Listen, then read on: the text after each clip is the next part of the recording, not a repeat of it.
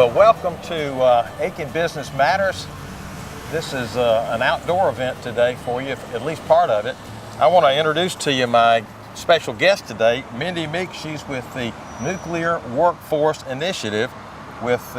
She's the program manager with the SRS Community Reuse Organization. Is that right? That is correct. It's Mindy Metz, and it's a pleasure to be here today. Yeah, thank you, Mindy. We want to introduce something to you today that is, I think, going to be not only educational, but also very interesting from many standpoints, not only from those of you who have lived in Aiken for a long time, but those of you who have children and grandchildren, just to see what the workforce is going to be like in the future as it relates to nuclear energy and the industry as a whole. So we want to show you a video today that was compiled some time ago that was dealing with a regional workforce seminar that was held, and I'm going to let Mindy explain to you what it was all about. Mindy? Certainly. We hope you enjoy the opportunity to hear from leaders that are in our community talking about what's happening in our workforce today. And that includes many of our really leading industries, our nuclear industry, manufacturing, healthcare, and our cyber industry, which is growing across this entire region in our two states of Georgia and South Carolina. So on this video, you're going to hear directly from them talking about the things that they're concerned about in terms of workforce for the future, because as you know, we have a lot of retirements that are happening, not just in this community, but across the nation. Yeah. And as a result, we have a whole new generation of workers coming in, but we also have a whole new generation of skills that are needed. So that means there's a lot of opportunity for people in our community right now, but they have to have the right skills. And it also means that our communities, industries are really looking for those workers. And that's the story we want to share today in these highlights. Well, the people that are on these highlights that people will have an opportunity to see are some of the brightest and most innovative people in their industries. And I found it very enlightening and informative, and I know our viewers will too. Well, and I think you'll stick around on the video and also hear from Mr. Bill Bennett, who's the former Secretary of Education. Yep.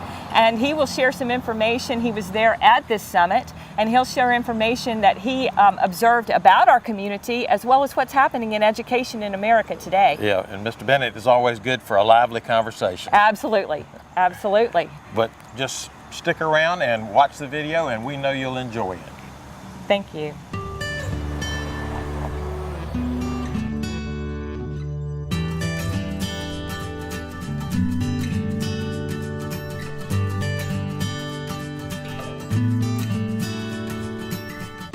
I've been with the company 20 years now, so I understand what we're facing. And one of the things that is hard for industry and manufacturing, with that workforce that's coming out, that is our best. So for us, we've had to look at different ways to replace that workforce. And as technology has grown, we have looked to the automation of equipment to bring that in, but now that brings another set of challenges for us, the technical skill to operate that equipment. And for now, it's a true thing, it's happening. If you're waiting to look now, it's too late. It's here. We've estimated that about 11,000 employees we have at the site routinely. About 50% of those employees, excuse me, are eligible to retire in the next 5 years. So we're talking about replacing thousands of employees over the next 5 to 10 year period. We have some unique requirements also that people need to be aware of that we're trying to get the word out. Many of our jobs, or most of our jobs, you have to pass a drug test, you have to have a security clearance. So in addition to being technically qualified and have the right experience, you have to also think ahead about how you're going to meet those other qualifications. The Center for Energy Workforce Development does a study every year, national study looking at all sectors of the energy industry. Nuclear technicians are the oldest population in our country. The average age is between 53 and 62 years old. Textron's story, I think, has been well discussed today. Our story is about growth. And the secondary concern would be retirement as well, as we see the baby boomers are retiring. When we look at it, retirement is hitting us also in the skilled trades. Retirements, absolutely. My population, the average age is 49 years old. They are eligible for retirement at 55. What is the American dream? It is to get to that point where you can retire and enjoy. So we're faced with that, and we're all kind of competing for that same talent. But we have from the engineers right on down to the technical in maintenance, where it used to be general maintenance in a factory. No, I look for high tech that understand all the runnings of these computers and so forth. Yeah, I would say our biggest challenge is in the technical area, science and engineering. When we are able to get qualified engineers, the market out there is very competitive, and one of our challenges is retaining those once we get them trained. I've seen students graduate with college degrees 2 and 4, come to work in the industry, and fail out within their first year because they don't have a work ethic. I've seen really good students that are really poor interviewers and do not know what to expect. So even though they may have been a really great candidate, they can't get in the door. We've been steadily growing our workforce. My colleague Gia Hunters in the back has been working pretty aggressively to fill engineering spots, machining spots, factory floor, so we need everything. R&D, lab tech, which biology, chemistry, engineering, logistics, chemical operations, crafts. Those crafts are highly technical roles and responsibilities that compensate extremely well. Interestingly, there's a lot of folks who are degreed, history majors, others, that then become chemical operators because they can make $60,000 close to being right out the gate. Many of the crafts positions coming right out of high school begin to specialize welding, things of that nature. These individuals could make $100,000. Statistics show us that STEM and females are losing that interest early on. So we go back into middle school. We start middle school programs that support 6th, 7th, 8th grade girls to feed into that energy pathway, to feed into the Augusta Tech's NET program. So you have to get a very holistic picture of what you're going to do in your pipeline. You have to have the support to do it over long term. Hiring manager wants that ready now person. Why is it important that I'm in talking to a 5th grade class? We have to help them see the connection. The Columbia County Chamber of Commerce, for us, has been for Textron, it's been a great partner in getting our voice into the community through the Workforce and Education Committee. They had started some programs, Principals for a Day. So many business leaders from Columbia County go to the 30-plus schools in the county are a principal for a day. They get to walk in the principal's shoes. It's a way for businesses to experience what the educators are experiencing. We also have teachers of business. Last month we brought in teachers from the middle school STEM program. That was a focus for this year. And they toured my factory as well as John Deere and others in the region. So we're engaged there. And then we brought students in business. We brought the students in. But probably the most engaging part that we're starting to venture into is really partnering with the middle schools here for STEM. We worked with local colleges and universities. We provided $1 million a year over the last 5 years, really to focus the curricula on the work skills that we're going to need in the future at the site. That's just come to an end, been very successful in educating a number of students through that program. We're just getting ready to kick off another 5-year grant.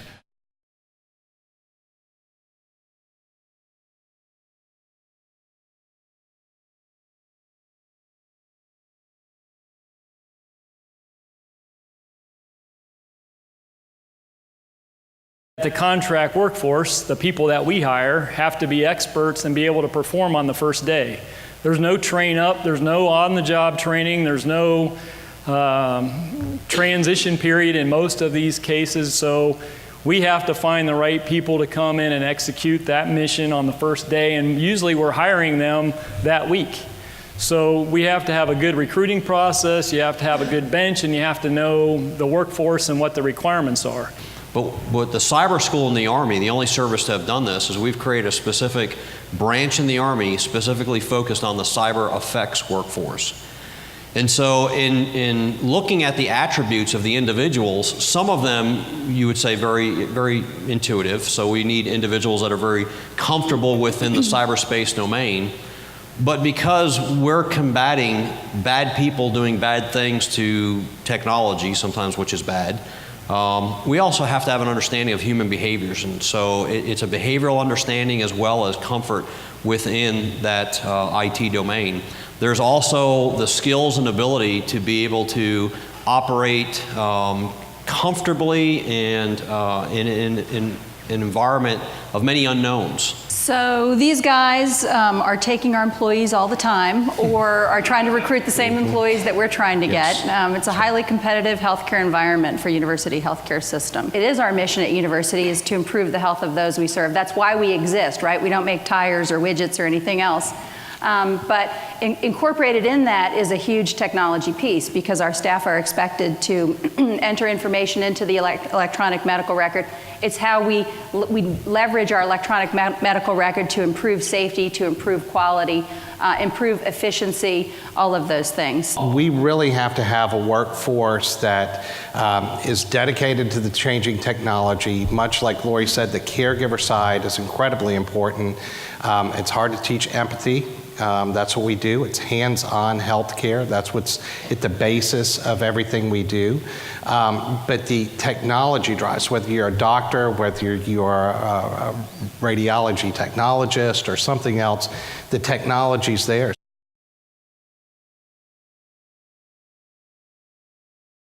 So we have people a lot of times with the skill set and many years of experience.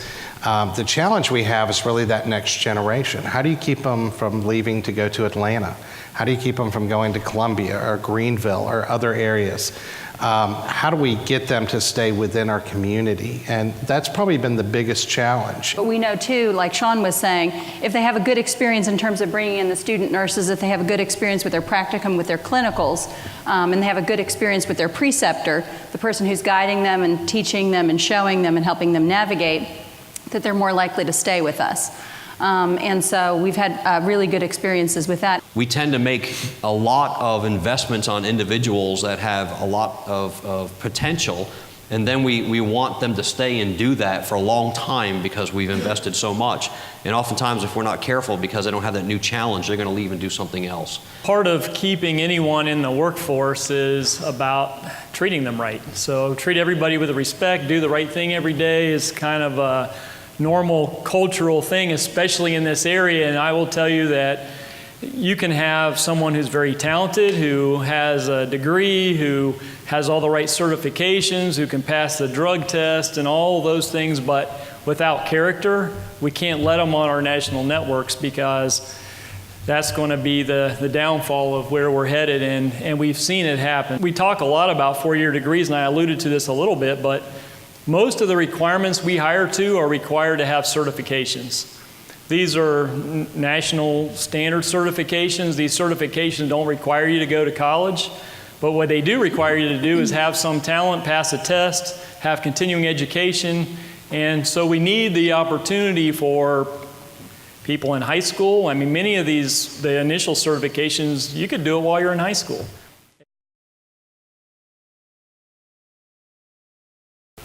We reach out across the whole country. We do hire people here in this area, and I'll tell you, my experience and the things that we're doing here, it's not hard to fill a position here in the Augusta area. It is much tougher to move them to places where the government has bracked to, not where they're from, because it's a new area and the talent pools are usually tapped out. It will be tougher when we have new kinds of requirements here, like when the cyber command moves here. And one of the things that we have done, recruiting software developers, for example, we left them where they were and they telework. That's not going to work for a government workforce here in Augusta. We're going to have to bring them here. So we're going to have to find some innovative ways to bring them in. We get our civilian workforce from usajobs.gov, and that'll probably continue. With the cyber effects workforce, the greater percentage of those jobs are going to be on Fort Gordon. We have a significant number of units that do these things to protect the nation right there in Fort Gordon. We're all pulling from the same talent pool. And that's really where the challenge is going to come in, and that's what I get worried about, even as Cyber Command makes the final move here, as NSA continues to expand as contractors come here. We're all going to be fighting for a relatively small pool of people, and so we got to be prepared for that.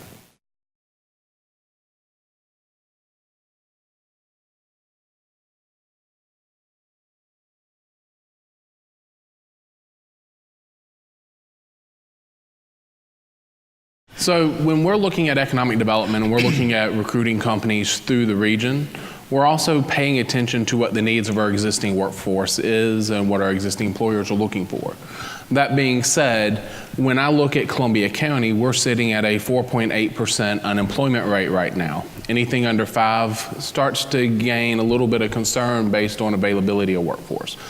When you look at where things are coming from a regional standpoint, we do have a large area that we're pulling from, but we want to be mindful that when we're recruiting a new company, that we're being very cognizant of the skills that those jobs are going to require, and to make sure that we're not putting a negative effect on our existing industry. So there's a nice balance that you have to find in that process. So workforce is the #1 key driver to a successful economic development program, and will make our region more successful. In Aiken County, as you all probably know, we have a lot of people who have finished their working career, but we need to get more young people into that pipeline, let them understand that manufacturing is a great way to make a living. Availability in terms of the workforce is #1. We sell 2 products, and those products happen to be sites, billings, but most important is our greatest asset is our people. So we're constantly on top of the workforce availability. If an industry is having a problem, we have that connection, and we try to connect the dots between industry and the problem solvers, whether it be trainers or any of the things that we know so very well that affects companies looking at us. So I would say the availability of the workforce is certainly essential to what we do. Whenever it comes to our organizations, we're looking after our particular county. That's our job. That's what we do. When it comes to the companies that we're recruiting, there are no county lines. There are no state lines. They're looking for the workforce, and they're looking for the workforce in this region. That's why we're here today, to make sure that we talk about a good regional workforce.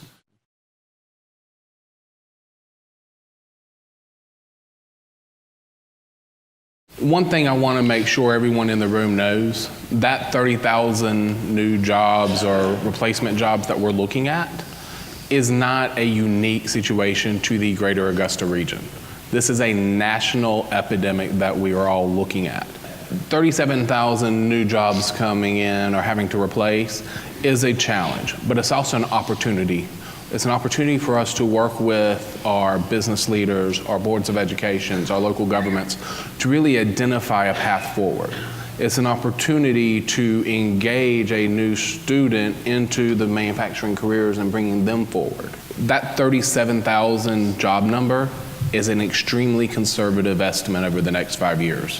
One of the biggest challenges that the study had was identifying the opportunities and the growth needs related to cybersecurity and technology. I think every one of us in here knows we have a little bit of growth happening in that industry. And if we do something right and we're prepared, we're going to end up with a lot of growth in that industry. And those jobs affect the manufacturing, they affect the health IT, they affect every element of what we're dealing with when recruiting.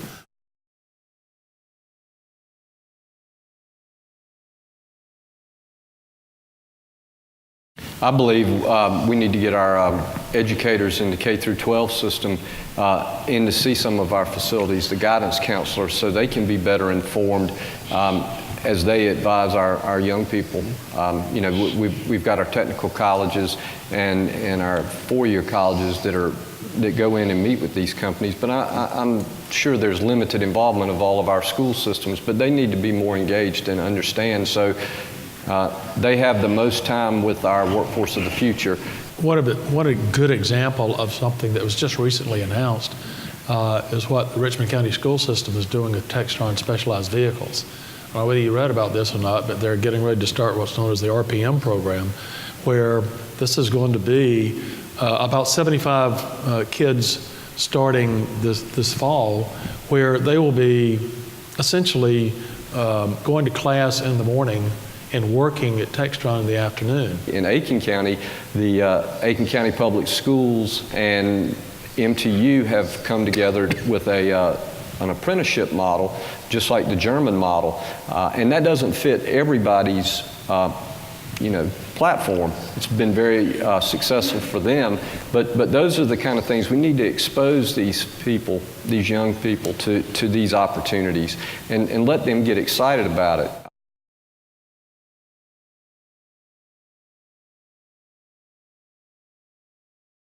I would say three things. Schools, the business and industrial community, and our elected officials. They must come to the table. They must have a common goal, and that common goal should be to provide the best training, to have the best quality. But what I would say is collaboration, partnership, and leadership by all the groups here, making this happen, because it is going to take everybody together. Like I said earlier, we don't start this next year. We can't afford to start this next year. It starts today. It has to start today. And we have to make sure that all of our elected officials are on board and that their top priority is the big picture for this entire region's future. That's the number one priority. Taking ownership in this plan and this vision going forward, and help us spread the word, help us engage the rest of the community, the rest of the political leaders, the rest of the education leaders, and the rest of the business leaders. But if we can take the momentum we have today and keep it going forward, we will be in a very good position over the next 5 years.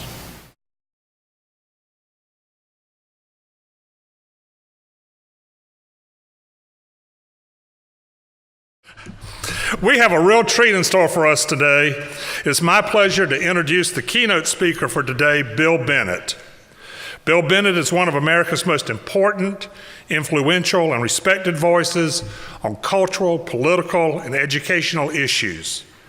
A native of Brooklyn, New York, Bill studied philosophy and earned a Bachelor of Arts degree at Williams College, a Doctorate of Philosophy degree at the University of Texas, and a Juris Doctorate degree from Harvard. He's a senior advisor to Project Lead the Way, one of the nation's leading providers of training and curriculum to improve STEM education in American schools. Bill, we're very pleased to have you here today. Please join me in helping welcome Bill Bennett. It is a great pleasure to be here. The panel was great, and I learned from it and totally revised my remarks based on what the panel had to say. I will try to be straightforward and candid, as Dave said I would be, because this issue and your issues and problems deserve nothing but the truth. Let me give you an overview, 30,000 feet quickly, of American education and try to connect it up to what was said this morning, then I hope we'll have time for questions. We have 50 million students in pre-K through 12 in America, in public schools, and frankly, most of them are not learning enough, not nearly enough. Dramatically increased spending. We have not increased performance. College attendance, four-year colleges, we had 20 million young people attending four-year colleges with a completion rate in 6 years of, does anyone want to guess? 48%. When we look at bachelor degrees, we find a great mismatch between what students are studying and where the jobs are. And we are awarding fewer degrees in the STEM disciplines, science, technology, engineering, math, than we did 25 years ago. The demands are greater in those fields, but the students aren't taking those courses. Community colleges are thriving in America where they are supported and well led. Students need to realize, again, for those who want to go 4-year and do 4-year, that's fine, but you can get a very good job, as you obviously can in this community, if you go 2 years and study the right things. You can even, I gather, I was talking to a couple of panelists afterwards, get a pretty decent entry-level job if you graduate from high school, have the right attitude, have decent aptitude, I just heard attitude and aptitude, and are willing to learn. Most employers don't expect you to have those specialized skills when you take the job, but will teach it to you if you will show up on time and show the right attitude.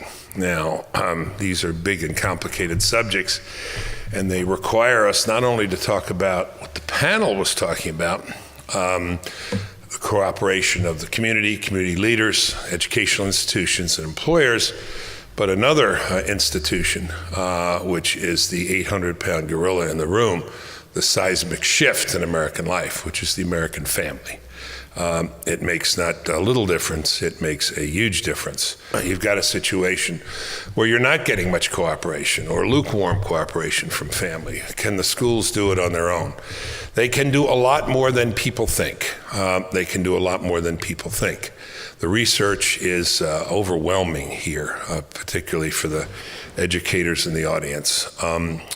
After the parent, the teacher is the single most important influence on the child's education. That may sound obvious, but a lot of people think it's physical plant, facilities, time on task. It isn't. It is the quality of the teacher. What else can we do to improve educational performance?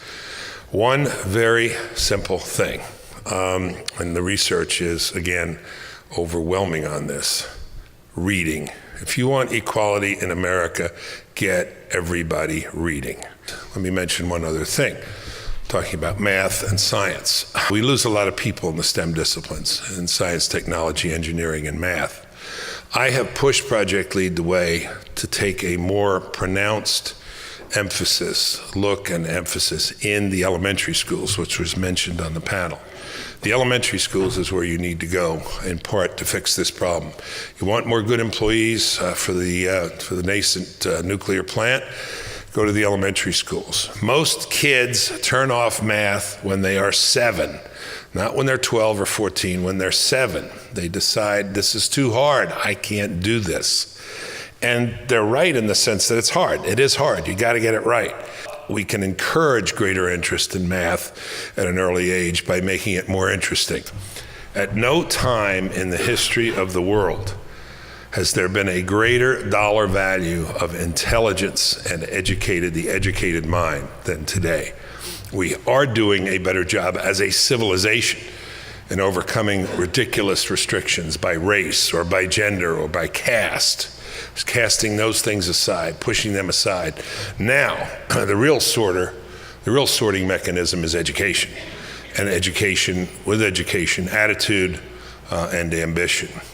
We need workers with strong skills, both strong soft skills and basic hard skills, who can pass a background and a drug test.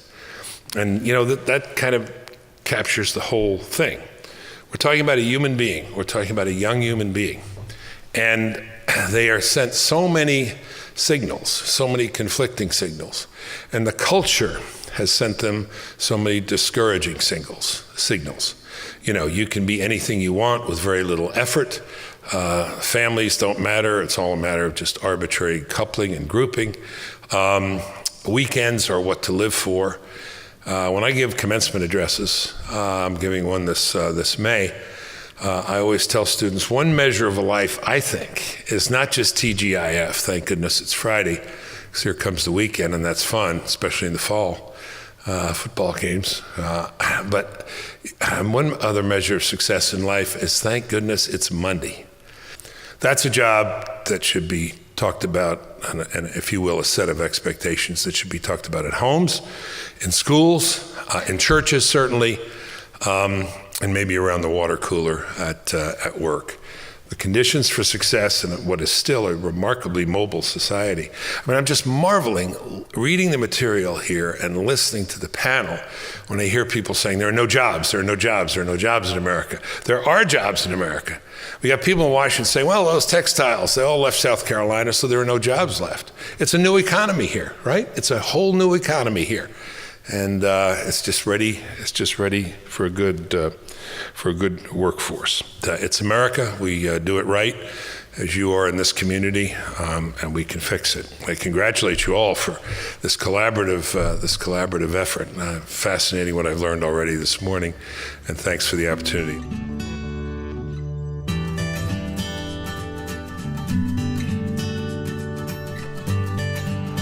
Minnie, I know our viewers found this as entertaining as I did, and informative too. So what do you think we should take away from this video? Well, one thing right off the bat is to take away some of the information that you heard in the video, which came out of a study that was done by the SRS Community Reuse Organization. And it states that there are about 37,000 new jobs that should open up in this community in the next 5 years. And the important thing to note about that is about 80% of those are due to retirements or attrition in our community. So that means there's great opportunity, and it's a great opportunity for our industry employers and our educators to work together to help the citizens of our community better connect with those new opportunities. Well, thank you for bringing this information to us. The whole process of putting this together and making sure it was informative and taking an entire day or two, well, how many days was it? It was 1 day. 1 day, yes. And composing this and bringing it together and giving us the meat of the meeting, I guess is a good way to put it, right. So that we could sit back and enjoy it and understand exactly what our community is going to be facing in the future. But thank you so very much for being with us too. Appreciate the opportunity. And thank you for joining us today on Aiken Business Matters. you.